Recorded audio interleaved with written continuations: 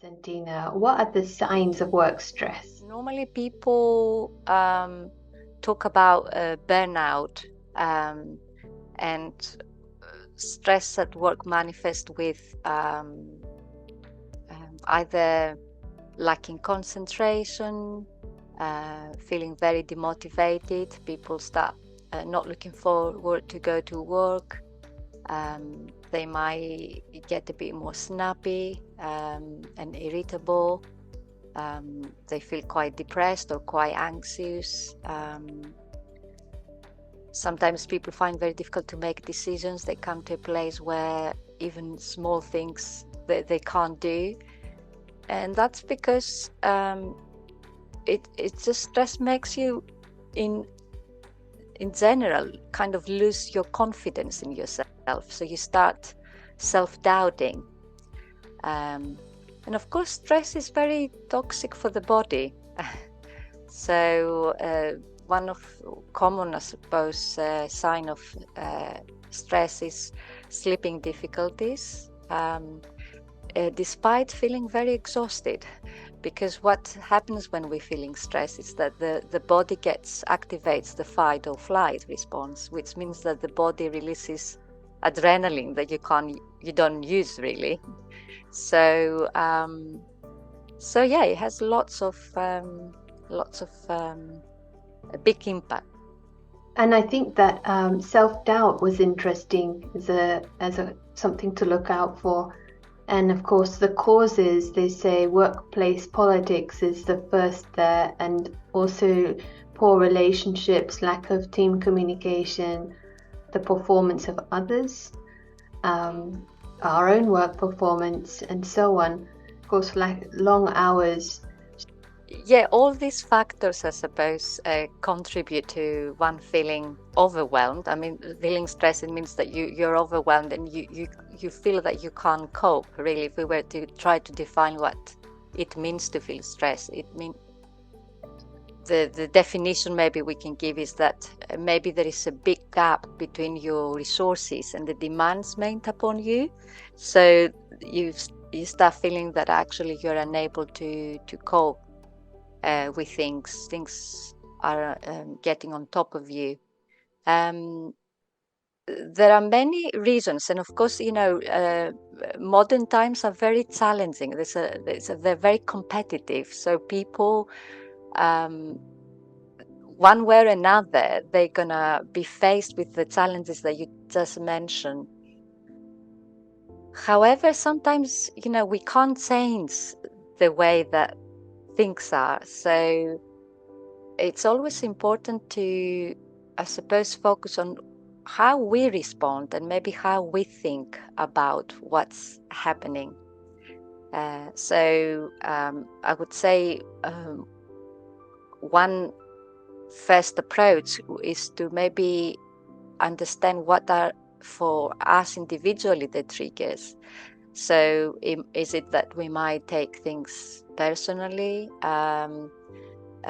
Is it that we find very difficult to be assertive and address and challenge unreasonable demands made upon us? So there might be something that we have to look in the way that we interact with others. But I think in general, one question that we need to ask is whether we enjoy what we are doing. I think that's very important. And unfortunately, what I've seen many times is that people choose careers or jobs sometimes not necessarily based on what their value system is, but because they try to please other people or they're there for the wrong reasons. So you might, be in a job or you're not willing, I suppose, to make changes because you're after the money that the job gives you or the power or the status. So then the job becomes always a means to an end. And for our mental health, our well-being, it's important I would say sometimes to focus not so much on what we are doing, but how we are doing it. What is the quality? What is our connection with what we do for living? Because really, it's a big portion of our everyday life, especially for people who work full time. Yeah, it's very nice to know that we have the option to come from a different space. And even if we're kind of feeling trapped and things are not right, and we realize we've sort of created a corner as if that we feel we can't get out of, there's always an option as to how I see things. So I like this quote. It's Maya Angelou. If you don't like something, change it. But if you can't change it, change your attitude. So by all means, I know I've come out of a career that I felt didn't align with my values, but it took a little bit of time for that to unfold. And I think first is to deal with the mind, isn't it? Where that sort of unhappiness and almost a desperate feeling for change, I need to be able to at least pause in a way so I can make the most of the situation, but of course to aspire to align with who we really are. So I guess it would be nice to hear a bit more about how we know when to change the outer and how we manage if we can't. I think it's a good distinction, this, and something that we need to, if people struggle at the workplace, to ask themselves, is the job I'm doing correspond with who I am? And if do I enjoy, do I get the satisfaction from what I'm doing? And if the answer to this is no, I think maybe it's time to leave.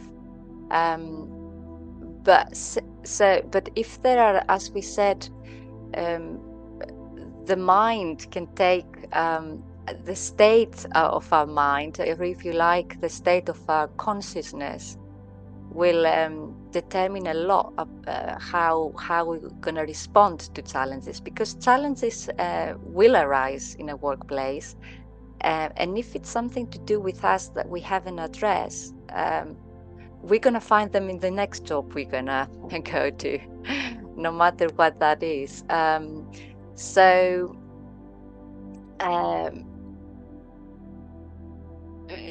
Sometimes I think what happens is that people expect, or it is about the expectations, or overvalue how much happiness they can get from external things. So there is a lot of expectation that a certain job or a certain position in a company or a certain amount of money will make people happy. And then there is that kind of, people start identifying with what they do, or what they think they have to do in order to feel important, and that can be quite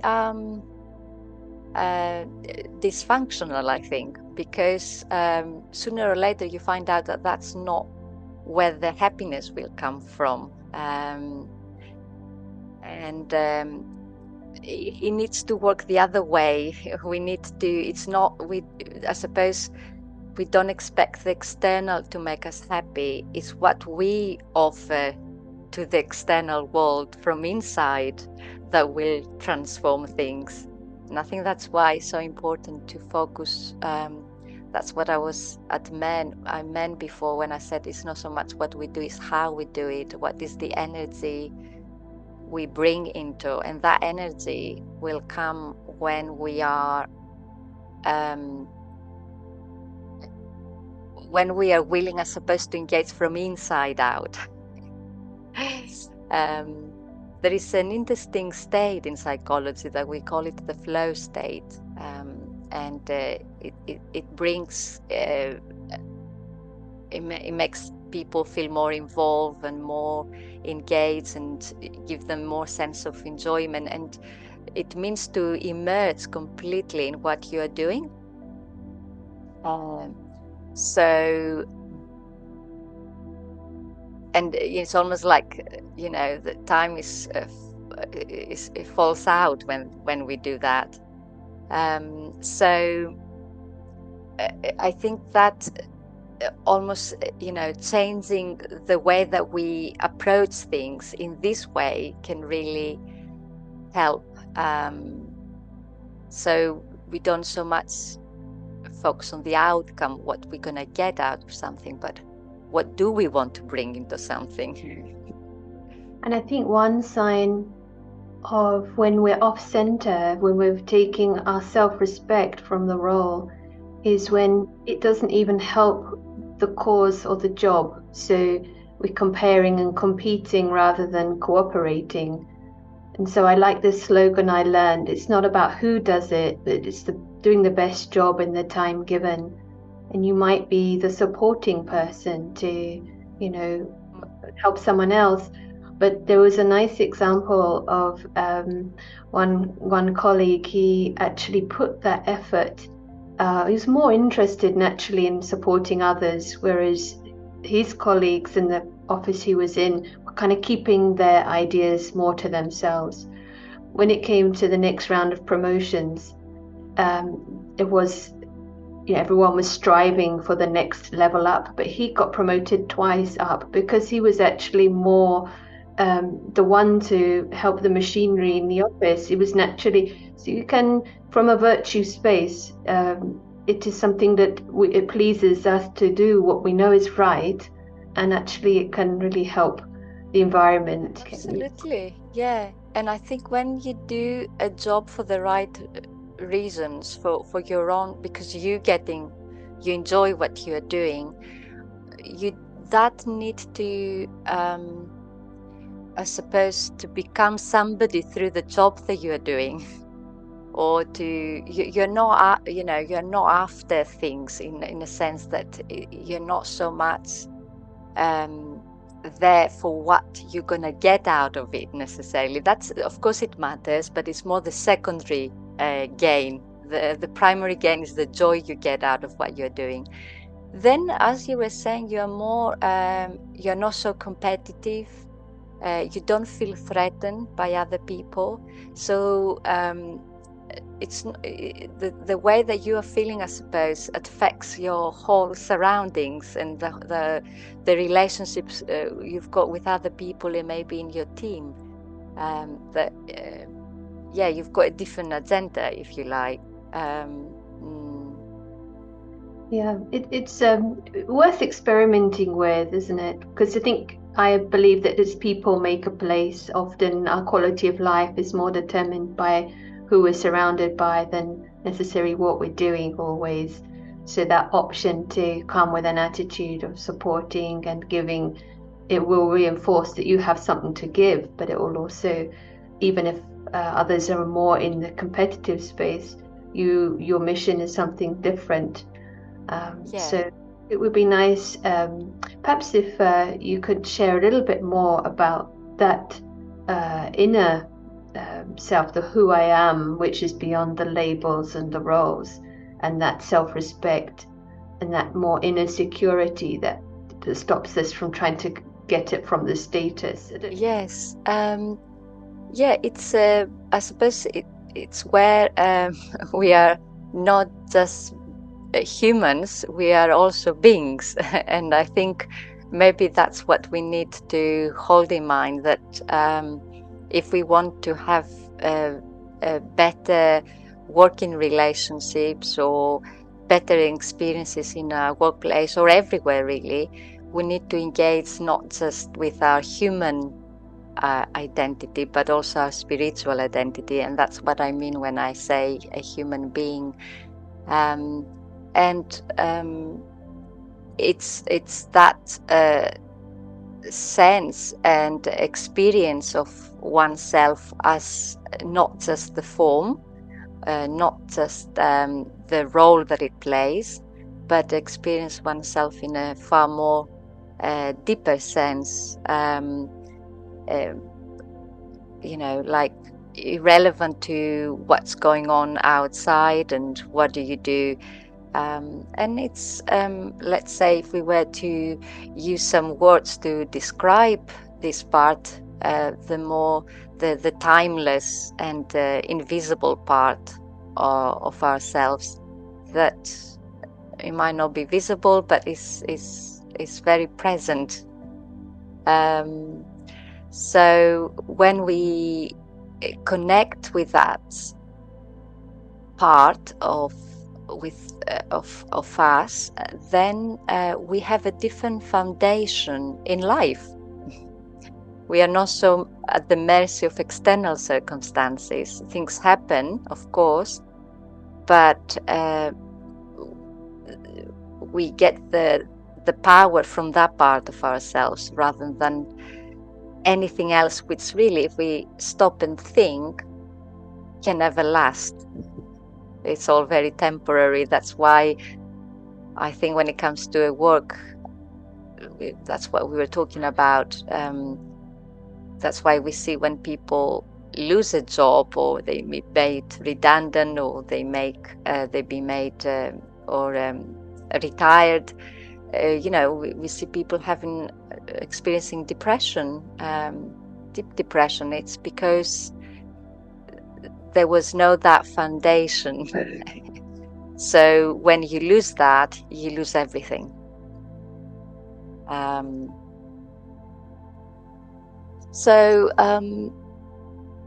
of course, I know part of what we were talking is a lot about bringing that dimension in everything we are doing. And it can be also very useful when we can't change things, because I know for some people it might be that they can't actually, they are in a very difficult situation. But even if that's the case, I think it's better if you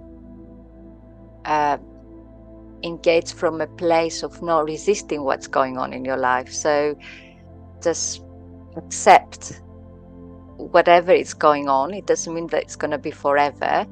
And try not to complain or add a narrative into what's going on. I think that's also very important. Yeah, I was also feeling this from my own experience. It feels like one needs to get to a place of neutrality, and then we've learnt the lesson we need to learn. As long as there's resistance, the situation will just persist, and that neutrality, it's like something can arise from that.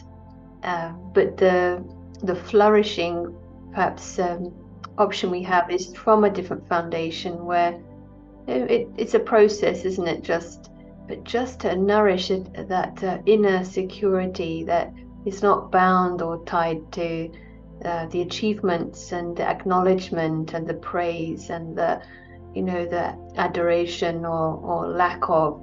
Otherwise, we're going so up and down all the time, and this feeling of needing to keep propping up one's esteem. And of course, the environment we're working in is often doing just that. It's like, your project, well done, and it's constantly acknowledged by the external achievement. But you'll start to be sensitive to it and hold back the higher self-respect, because tomorrow there may be some different feedback there, or another colleague gets it and you're okay, you're not going. So this neutrality feels very grounding. And one thing also came to mind when you were speaking. One meditator in Spain shared his experience from he'd been practicing, but his boss gave him huge challenges in the way he was being addressed disrespectfully. So he rather innocently said to himself, wow, this is like a free workshop in advanced communication skills. So he kind of framed it as a way to learn. So whatever life's throwing at us, we can learn. And it did change around, because his response didn't reinforce the kind of the disrespect. It kind of he gave a quality back. And his boss even changed and even started meditating extraordinarily. So I thought that was beautiful. Absolutely. We can, and yeah, it's a good example of how we can influence things by our own attitude, but our own state of mind, our own state of consciousness. If we step back and we don't respond the way that other people do, then obviously we transform things around us. But of course, that requires the ability to sometimes go into that place of where one feels secure and feels safe, and it's a place of peace, and it's a place of intelligence, I would say, and wisdom. So and sometimes I know it's a very simple technique, and maybe it's been overused, but just that space of taking a deep breath and it's sometimes allow you to connect with that deeper sense of who you are. Sometimes it can be we need to just take a 1 minute, a walk, or maybe even if the only quiet place is in the washroom sometimes in some workplaces, but whatever it is, take yourself. It can just be with your thoughts, it can be physically, but just bring a new energy by your coming from your stable space. And even I find writing, no one needs to know what you're doing, but you can be writing out the higher quality level of thoughts or anything that is connected to your intrinsic qualities of peace and joy and love and regard. Even if you're not feeling it right that moment, you're having that experience of focusing, and it will eventually, even 2 minutes later, you'll notice a shift also afterwards in your attitude to those around you. So worth playing with. Absolutely. So there is, hopefully, the message is that there is a lot maybe we can do, even in situations where we feel that we don't have options. But there is a lot we can do with the power of our mind and with our attitude. Thank you, Konstantina, and I really enjoyed this discussion, and I hope it's been helpful for everyone. Thank you.